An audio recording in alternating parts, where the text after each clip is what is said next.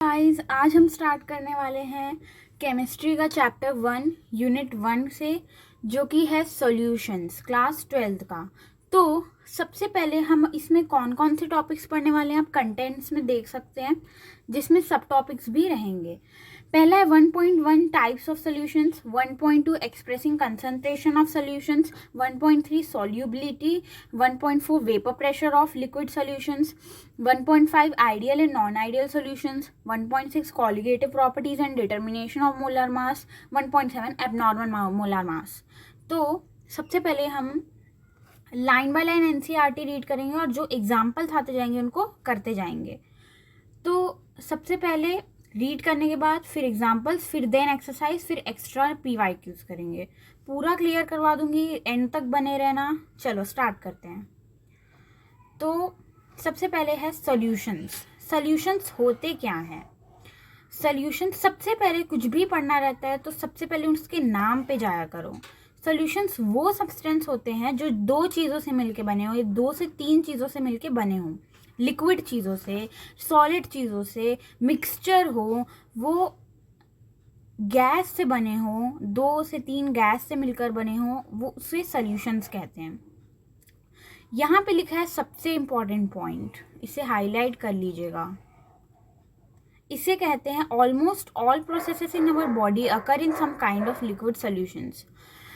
Almost all process, सारे जितने almost जितने सारे हमारे बॉडी में रिएक्शंस हैं, प्रोसेस हैं, वो लिक्विड सॉल्यूशन से होते हैं। तो आगे देखते हैं, बड़ा कर लेते हैं इसे। In normal life, we rarely come across pure substances. Normal life में हम बहुत rarely come across, मतलब बहुत ही जानते हैं pure substances को। Most of these mixtures containing 2 or more pure substances. Pure substances क्या होता है? Pure substances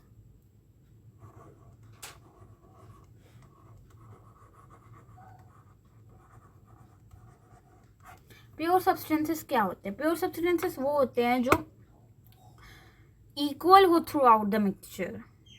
इक्वल मतलब एक ही मॉलिक्यूल या एटम से बनने वाली सब्सटेंसेस जो प्योर हो throughout the mixture. Then their utility or importance in life depends upon their composition.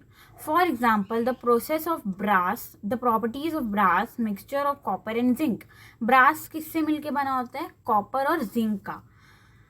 तो इनका यूटिलिटी और इम्पोर्टेंस लाइफ में डिपेंड्स करती है, in life depends on their composition पे डिपेंड करती है, कंपोजिशन पे।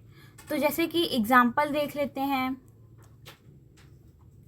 एग्जाम्पल हो गया brass, mixture of copper and zinc हो गया, है ना। फिर German silver, mixture of zinc, copper and nickel हो गया। ब्रोंज हो गया, mixture of copper and tin हो गया। फिर आगे देखते हैं, 1 पार्ट पर मिलियन, पीपीएम। पीपीएम किसे कहते हैं? अब पीपीएम पार्ट्स पर मिलियन, थोड़ा मिलियन से रिलेट हो रहा है ना। 10⁶ इसके फॉर्मूले में आता है। तो इसे तो मैं अभी नहीं समझा सकती, जब हम नेक्स्ट टॉपिक में आएंगे तभी समझ पाएंगे। तो अभी के लिए रीड कर लेते हैं, इसे पक्का समझाऊंगी। तो 1 parts per million of fluoride ions in water prevents tooth decay. Tooth decay मतलब दांतों का झड़ना। 1 पार्ट पर मिलियन फ्लोराइड आयंस अगर हम वाटर में मिला दें, जो कि हमारे टूथ ब्रश में होता है, तो वो दांतों का झड़ना रोक देता है। अगर हम पार्ट्स पर मिलियन 1 की जगह 1.5 लेंगे तो causes tooth to become mottled. Mottled मतलब सॉफ्ट हो जाना, है ना। ये कर देता है ये चीज़ 1.5 पार्ट्स पर मिलियन। और high concentration of fluoride can be ions can be poisonous. Example के लिए सोडियम फ्लोराइड, ये है उसका फॉर्मूला, और जो कि रैट पॉइजन में पाया जाता है। Intravenous injections are always dissolved in water containing salts at particular ionic concentrations that match with blood plasma concentration and so on.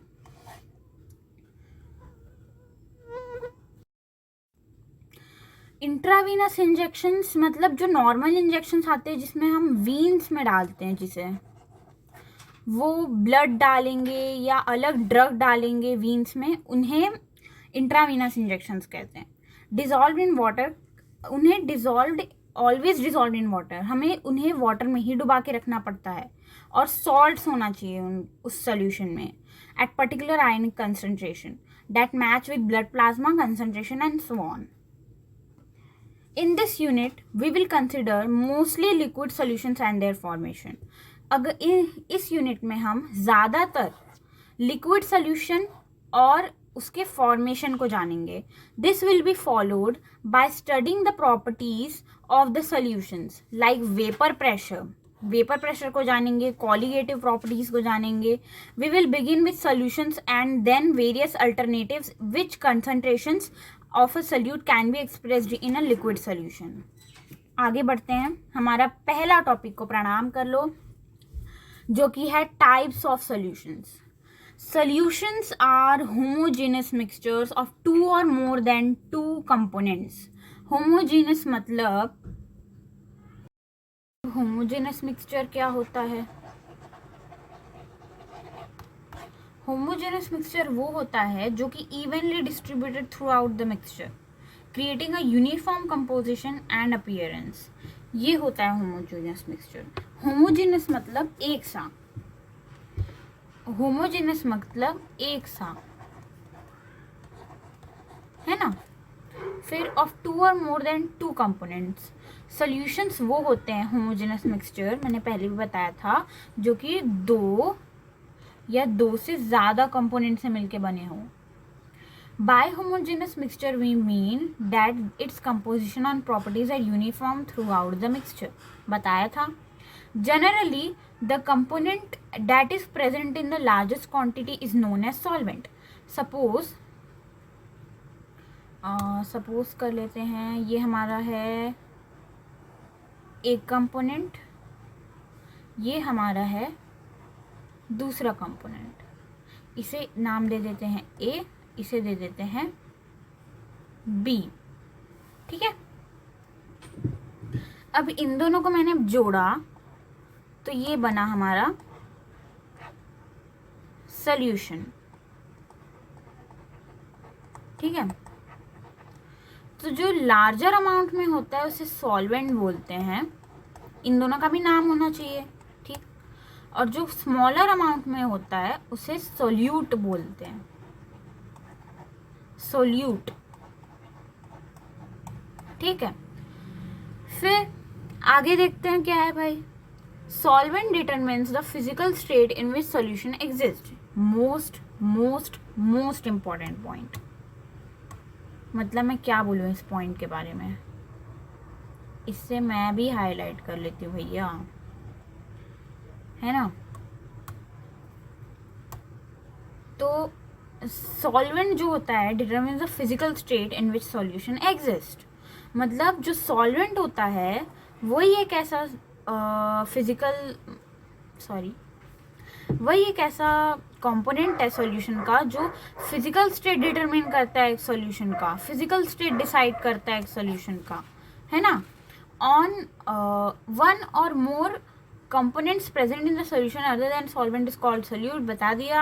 in this unit we shall consider only binary solutions। binary solution जिसमें दो component होते होंगे, एक solute एक solvent, ठीक। अब आते हैं consisting of two components। here each component may be solid or in gas, liquid or in gaseous state as are summarized in table 1.1। ये भी बहुत इम्पॉर्टेंट, इसे इम्पॉर्टेंट कंसिडर किया जाता है इस टेबल को नीट के लिए, है ना। तो ये इम्पॉर्टेंट हो जाती है, मार्क कर लेना।